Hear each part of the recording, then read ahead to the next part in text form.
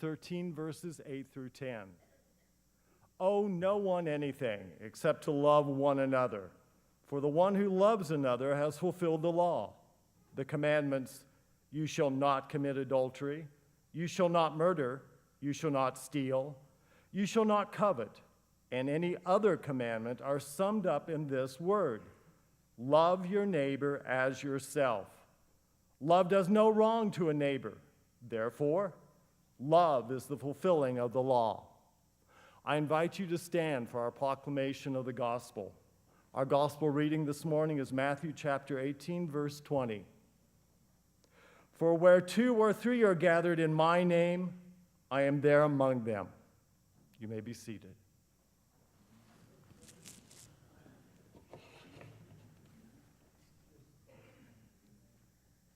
We continue with the sermon series, Come to the Table.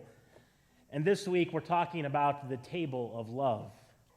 As I thought about tables in my life, and the table that could very easily both bring people together and separate people more than any other table I've sat at, was the lunchroom table.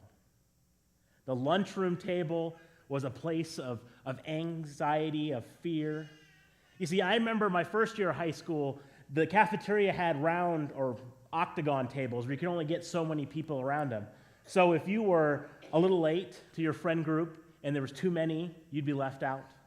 If you happened to have a lunch where your friends weren't in there because they split our lunches between 2 groups, you may be sitting by yourself with a group you don't want to sit with. But I remember the time when they decided to reconfigure the lunchroom, and they put in long benches that went all the way down both sides. Now, it helped a little, but then after that, I found I always ended up being in the lunch separate from my friends in my class. That junior and senior year, I can remember vividly, there was 3 of us out of a class of 70 that had a lunch together. We were the only seniors that year that had lunch. And see, they allowed us to go off campus as seniors for lunch, but even the fastest of fast food can't get done in 20 minutes. But I remember those moments on each side of the coin. Those moments where the tables were small and uninviting, where you may have came and not found a place. But I also remember those long tables. So even when you were someone who wanted to maybe eat lunch alone and catch up on some homework, you still got to sit close to people. People were around you, and inevitably you'd be distracted and not finish your homework and start talking. In fact, I remember my senior year, we started playing pitch every day at lunch after we finished our meals. So we created a community within those tables because the tables were more open. You were connected. They were configured in such a way to be open. You see, the table is a vivid image throughout the Gospels. The table is a common element that we all see and experience in our lives that Jesus uses time and time again.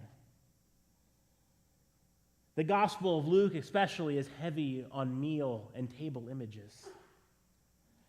I went through and thought about some of those accounts, and I thought about the dynamics at play in that table that force us to think about, are our tables really tables of love? The first one that happens in Luke I thought about was the tax collectors and sinners gathered at Levi's house, the tax collector. Jesus was feasting with them, and they asked Jesus, why? Why do you eat with these other people? Don't you know that who you eat with talks about your status? It talks about who you are. It lets people know what side of the tracks you grew up on. And he just calmly replies, those who are well need no physician. Those who are well need no physician. So he's telling them that he feasts with people who need his presence. He gathers at meals with people who appreciate the fact that he took the time. Now, I've had the opportunity to be at some very formal dinners. Do you ever feel comfortable at a formal dinner? I know I'm not. I have to put on a suit and tie and maybe even a tux once in a while and figure out which fork I'm going to use. You have to make sure that you have good communication going, and you have to listen to somebody else talk about their career and all their accomplishments. And then there's a program that starts way too early and you haven't even had a chance to finish your salad and they're already talking on stage. I've been to too many of those meals. Those are the meals I envision Jesus being with these lawyers and tax collectors and Pharisees. A setting like that, it's more about being present and having the status than enjoying the meal. And then I think about the other side, the very informal meals that I've had on the side of roads with youth groups on mission trips. Stopping at a rest stop on the interstate and pulling out our coolers and making ham and cheese sandwiches and peanut butter and jelly sandwiches. And you know what? In some ways, we have more fulfilling meal in those moments because we're together in a common purpose, knowing that we want to experience something together. And usually there's no formal table even. If we're lucky, we can find one to put the ingredients on, and people are just standing around and eating. It creates an openness for us to realize that we are together. I think about another time an unconventional table was created when Jesus was feeding the 5,000. I think about the time where the disciples were concerned, how do we feed all these people? It's getting close. Shouldn't we just take off and let them figure it out? Now, how many of you grew up with a mother or grandmother who was always worried there wasn't going to be enough food? I mean, I've never in my life been without food. I've also been to many funeral dinners where we were worried we weren't going to be able to feed everybody, and somehow, down to the last scoop, we fed people. Those are practical images I think about in the feeding the 5,000. Jesus said, don't worry. A blessed table will feed all. And by golly, they fed all 5,000 of those people and some. It had some left over. You see, when you create a table, a space for people to gather, one that is set up in love, miracles happen. People open up. Likely what happened at that feeding of the 5,000 is not that fish and bread just came out of nowhere, that people realized, well, I have a little bit I can share, and I have a little bit I can share. And over time, people became more generous and more open and shared with one another. And the table became abundant in that moment. I think of another dinner that Jesus went to at a Pharisee's house. As he went to the house, he was sitting at the table, and the Pharisee called him out and said, "You didn't wash yourself before coming to the table, as is our custom." Don't you know how offensive that is? Don't you know how wrong that is? And one of my more favorite, maybe somewhat sarcastic moments of Jesus, I like to think, is Jesus says you can wash your outside, but if you're still unclean inside, you're nowhere. And then there's the meal at another Pharisee's house. It's on the Sabbath. An important meal, an important religious experience to gather on the Sabbath. If you think about if you had family Sunday dinners after church, whether it's fried chicken or roast or whatever, you went to that meal and it was an experience. And Jesus sees a man, the gospel says, with dropsy. And he decides to heal that man, not only on the Sabbath, but during the Sabbath meal. And at that moment, it becomes clear in the Gospels that Jesus has a target on him. Those Pharisees had it. Who does this guy think he is to go and eat with these people? One thing I've learned reading different books over the years and studying history, anytime the term those or these people is used, it's not in a loving way. It's a way to separate, not a way to join together. I remember a phrase I heard when I was a youth at a youth rally in Iowa from the Reverend Stephen Handy, who I happen to now serve on a global board with, that we reconnected after all these years. But he had this phrase in an open devotion. He said, "Multiplication is of God, and division is of the devil." And to me, there's no place that we can multiply and gather more than at a table. When we separate and keep away from the table, we're creating those divisions. There are so many other moments that meals are important, no more than that Last Supper that Jesus gathers with his disciples, where he lets them in on what's to come, where he sets up a spiritual experience, a sacred experience that we gather together. Meals are important to the gospel. They're a place where we are taught, a place where we experience, a place where we know that God is present. Some scholars suggest that the table serves as an organizing structure for the gospel, but it's clear that they use the meals as teaching occasions. They provide lessons of evangelism, of justice, of the kingdom of God. Meals reflect the social values of our culture, revealing the importance of social class, of prominence, of rank. For this reason, they provide the perfect occasion to illustrate the countercultural message of the kingdom of God. Paul writes, "Owe no one anything except to love one another, for the one who loves another has fulfilled the law." He says all those commandments are summed up in this word: love your neighbor as yourself. Love does no wrong to a neighbor. Therefore, love is fulfilling the law.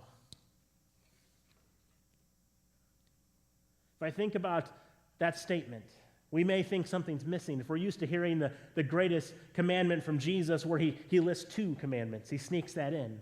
He says, love the Lord your God with all your heart, mind, soul, and strength, and your neighbor as yourself. But Paul says, you know what? We can take it down even farther. Love your neighbor as yourself. You see, he keeps all that because he's concerned about the moral lives of the people he's writing to. He's concerned about the varied audience in which he speaks to. Some would have the experience of the Hebrew religion. They would know the laws of Moses and the 10 Commandments. They would have them ingrained in them. They would have memorized them and lived them out. But he's also got this other group, these Gentiles who Paul advocates do not have to be Jews first to be Christians. Paul would write and say, you know, they don't understand all this. They don't have the same experience. So let me tell you, if you love another as yourself, you've taken the whole law of Moses and fulfilled it. Paul calls us to extend this love that we receive from God towards our neighbor. He says that essentially you can't fulfill the second part of Jesus' command without fulfilling you first can't be fulfilled without the second. So if you love someone else, you are clearly loving God. Because a lot of us can say we love God and treat people horribly the rest of the time. But if we don't do the second part of that, it doesn't matter if we do the first part. So Paul simplifies and tells us just love other people. Gather them together. Gather them at the table of love. There can be no person who is fulfilling the first commandment of loving God while breaking the second commandment of loving your neighbor. We heard in the gospel lesson, for where 2 or 3 are gathered in my name, I am there among them. Now see, I used to always kind of interpret that scripture as a feel-good one, that when we gather together as a church, we know God's present. When a couple of us gather for a Bible study, we know God's present. But if I'm going to be a biblical literalist here and look at these words, it doesn't say where 2 or 3 Christians are gathered. It doesn't say where 2 or 3 strong believers are gathered. It doesn't say where 2 or 3 righteous people are gathered, but it says where 2 or 3 are gathered. I am there among them. So when we gather together with people, we are in the midst of Christ, whether we want to be or not. That seems easy to think about when we're at a church meal with friends. But how about those times we sit closely to those we usually don't relate with?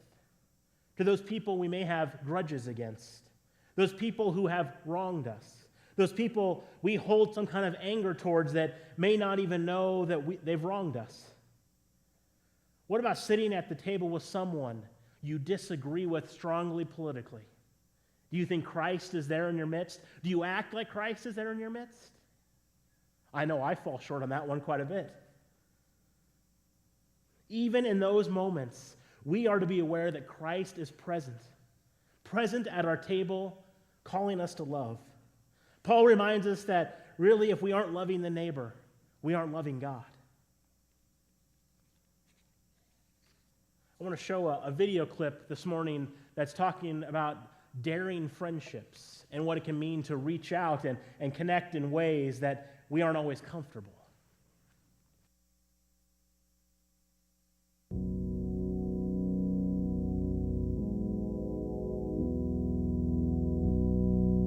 What does friendship have to do with salvation?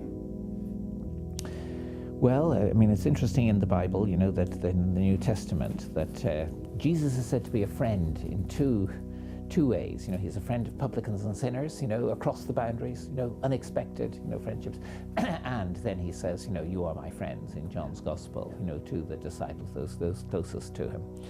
And I think it's true that whenever I've seen any really deep reconciliation, you know, any crossing of divisions that's long-term and strong in the sense that it works, somewhere in the mix are daring friendships, you know, or risky friendships, you know, that you know, that you find that, you know, take the ecumenical movement. I think the ecumenical movement in Christianity the last, partly because I'm Irish and, you know, it's been a real issue between Catholics and Protestants there, but it you know, the ecumenical massively changed the whole Irish atmosphere of where I was brought up, for example, you know, the Second Vatican Council, for example, you know, in how it changed the religious atmosphere in Dublin. You know, if you look into the roots of the ecumenical, this astonishing thing that changed many of the churches, and not all of them, of course, but from being confrontational and conflictual to conversational and cooperative, and even at times forms of unity. I mean, I've been to India and seen the Church of North India, Church of South India, and you know, they are testimonies to something astonishing, even though they're fallible churches like all the rest. But if you look at the ecumenical movement in the early 20th century, it was often really courageous friendships by Protestants with Catholics. You know, and people who stood and who, you know, who weren't even then allowed to pray the Lord Prayer together by their church, you know, some Catholics, you know, those people who persevered in courageous friendships and became the core of something that, of course, needs all the other things. You know, friendship isn't everything. You know, you need all sorts of other forms of collegiality and organization and, you know, working relationships and all the rest. You know, you can only have a limited number of close friends, but those friendships, it seemed to me, are really, really crucial. And I think that's the principle of the church too, that Jesus, you know, had close friends. And encouraged us to be a community of friends, as the Quakers say.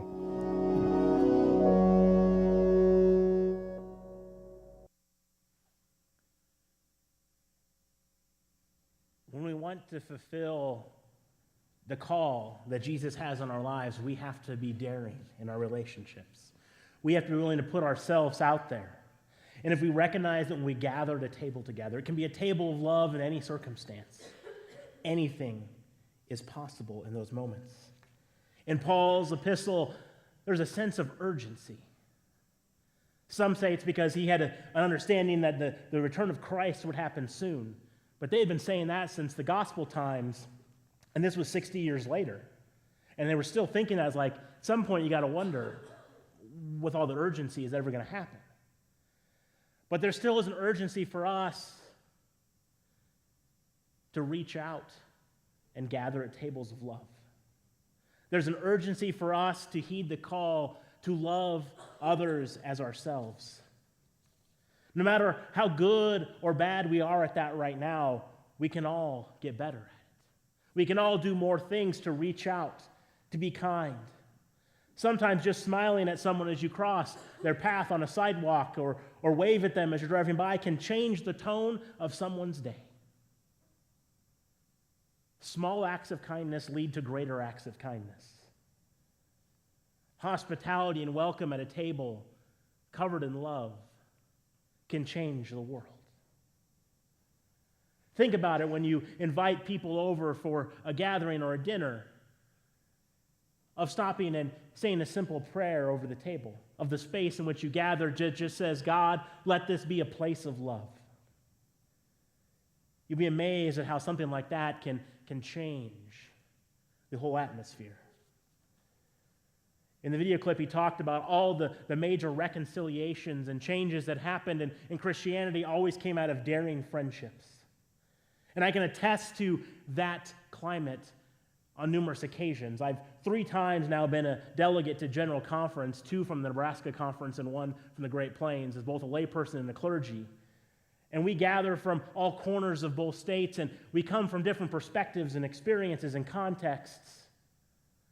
But we always spend the first 2 to 3 meetings together building relationship and friendship, getting to know each other's personal lives and stories, so that when we get to those hot button issues, when we get to those moments where we have to vote and push the button and advocate for our positions, we've built a relationship with the other person that may disagree with us.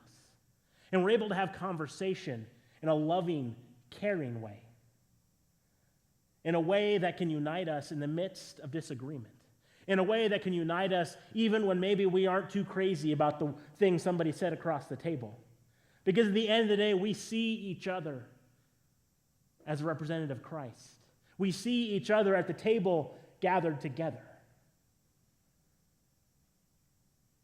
It's an important thing to remember. Build relationship, and everything else will fall into place.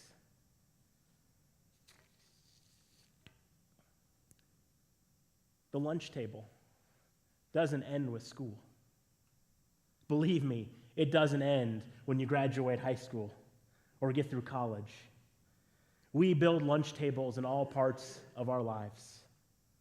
It happens in our workplaces, our social circles, community events, and yes, even in the church. We create closed environments, ones in which we don't always welcome others. We don't set up a place of love and understanding, but one of isolation, of judgment. We are called to recognize and live in such a way that every table we come to, every table we sit at, every table we invite people to, is a table of love.